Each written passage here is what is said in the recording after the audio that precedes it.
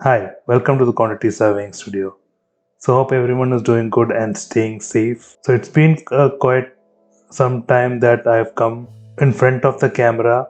It's just because I've been busy with some personal and professional works. So this time I thought I'll come in front of the camera for discussing a very important topic that can be useful for you, especially for someone who is looking out for a job change or looking out for a new job. And once again, I would like to thank every one of you for making it to 10,000 subscribers. This would have never been possible without the support and the encouragement from you guys. So thanks a lot for that. The topic of discussion for this video is 5 things that you should not do or you should include in your CV. If you have been following me in LinkedIn, you must have seen some post regarding vacancies that my company is having, and I have been trying to get CVs for interviews for filling vacancies in our department. And when I go through a lot of CVs, I find some points that I believe should not be included in a CV, or some things that should be included in the CV but it is not available in it. And I have also started interviewing people. So this again, when I go through that process, I find some things that can be included or cannot be included, and some points that can be helpful for you so that your CV gets at least shortlisted for the interview process.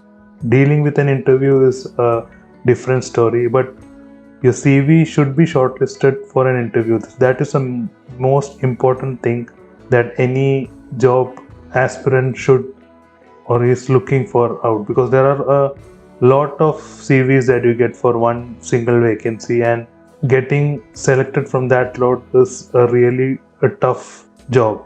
So once this video is over, and if you materialize the points that I tell in this video into your CV, then your chances of getting an interview call will be more. You will be having a higher chances. That is what I feel. So some points will be totally related to quantity surveyors, but there are some general points also. So any professional who is looking out for a job in any industry can use these tips. So without further delay, let's move into the video. So the first most important point that you have to include in your CV is your actual current employment status.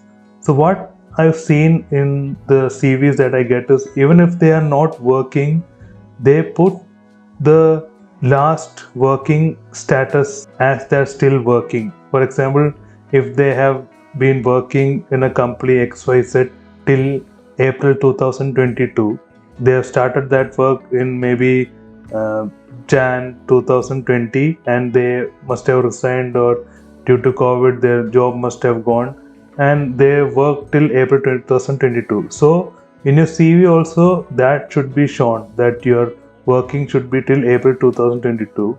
But then what I see is mostly people, what they do is they will keep it as from Jan 2020 to still working, which is totally wrong. So if the interviewer finds this out, then that would give a bad impression, and that itself is enough to get your CV not to be shortlisted to the next round. If it was me, if I am an interviewer, then definitely I would feel not good about that CV, that it is just like giving a false information.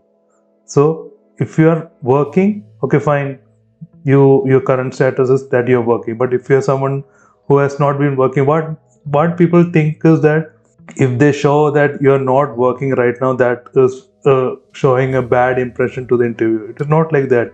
See, after COVID, many people have lost their jobs. Lot of big MNCs have terminated the jobs of many people. So it is not a big deal. So that is, any interviewer, any recruiting managers, any hiring managers can easily understand that you have lost your job and that you're looking for a new job. So that is not at all a problem. So give the right information about your current job, about your current employment status. Please, that is one important thing to note, and this is applicable for every professional, every CVs, every industry. So this is not only related to construction or quantity survey. So next point is something related to a quantity survey CV, or it can also be something that is related to a construction professional CV. This is something that you need to include in your CV is your projects that you have worked on. Just listing down your experience, what you have done, is actually not that convincing for any recruiting manager or hiring manager. If they see the type of projects that you have worked on, how big it is, where it was, what kind of project it is a commercial project or a residential project, that would give a better edge for you to get shortlisted to the interview round. Sometimes what I see is you would have worked for 5 years in different companies or the same company, and there would be your roles and responsibilities listed down in the CV, but then the projects that you worked on, that is the main important thing as a construction professional. That is one of the most important thing, because that gives the recruiting or hiring manager an idea what kind of projects you have worked on and where you have implemented all these responsibilities in what kind of projects. So that would be really helpful for the hiring managers to shortlist you for the next round. So make sure that you have listed down all your projects. If it is a pre-contract assignment, then as a QS you must have done a lot of quantity takeoffs or BOQ preparations for a lot of projects. It is not necessary to list down all of those, but then the major ones, some reputed ones, which would give that edge to your CV, that would impress the recruiting manager, that you can list down. And the post-contract quantity surveying experience, that you can mention. There won't be like a lot many, that everything that you have worked on can be mentioned on. The pre-contracts, just select few of them. Mainly what you can do is, based on the sector wise, select one good reputed residential project, select one school project, one hospitality project, any oil and gas project. Just one from each sector you can select and note it down in a separate heading that projects worked on. That is the second point.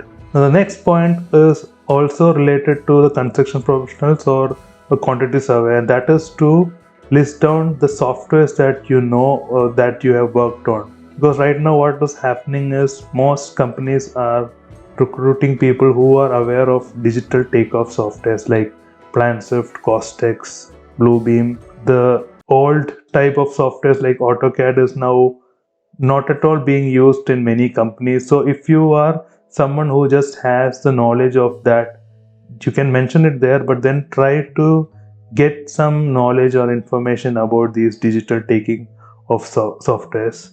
That would be really helpful. And if you already know these softwares like Costex or PlanSwift or Bluebeam, you have the knowledge and you've worked on it, just mention that as in a separate heading, that the softwares that you have knowledge on, and list it down. Because what I've seen is recently, I've told you that we are recruiting for people, and something that our higher management is looking for is this specific thing, whether the person is having a takeoff software, especially for higher level positions like the cost manager or senior cost manager positions, because they don't want to spend time training you. I know that understanding or learning these softwares is not that difficult. It is a very simple thing, but then again, depends on companies. Most companies would prefer someone who already knows these softwares, so that they don't need to spend time on training them. They can easily start with the works once they join without wasting time. So if you are not aware of any digital taking of software, try to learn any one of them. The others are almost similar to each other, so learning one, you can easily understand and learn the other. That is not a big deal. The next point is to put your actual location and your phone number in your CV. Now why I tell this is, like, when maybe you are in India and you are applying for a job in UAE, you might give some friend's number as the mobile number and your location also as that location. Again, vice versa, if you're someone in Middle East, Saudi, UAE, and you're applying for a job in India, you put your Indian address and Indian number there, thinking that if they see in CV that you are in UAE or Saudi, you won't get a call. It is nothing like that. If the company wants someone that badly, and if your CV is very good and you have the relevant experience, then definitely it doesn't matter where you are from, they will definitely make a call to that international number. So keep your actual number. If you're in the Middle East, put your actual number and your actual location so that they can easily contact you. Yeah, there are email IDs, but then sometimes to speed up the process, the HRs would want to call you up directly and know your availability, know your notice period, your salary expectation, so that they can shortlist you for the different rounds. So try to keep your actual location and number in your CVs. So the last point, but a very important point, which is a general point that can be used by any professional, is not to give wrong information in your CV. Something that you have not done, that you have not worked upon, some responsibilities that you have not taken up. But if you have the knowledge, then you can make a separate heading about these softwares or these work responsibilities, but your actual work experience, your roles and responsibilities have been this, but you have the knowledge of this. That is something is very important, because sometimes what happens is there are few recruiting managers who picks the CV and ask questions based on your CV. Personally, like if I am an interviewer, I actually really don't look into the roles and responsibilities part. I just look the basic education qualifications, like the projects worked on, the softwares known, and what you're like, from where you are. All those things I get from the CV. The roles and responsibilities part, I usually get it through the interview, through technical questions that I have. From there, I can easily understand what the person's role has been, what his responsibilities has been, and I can easily differentiate between what is he actually knows and what is written down in the CV.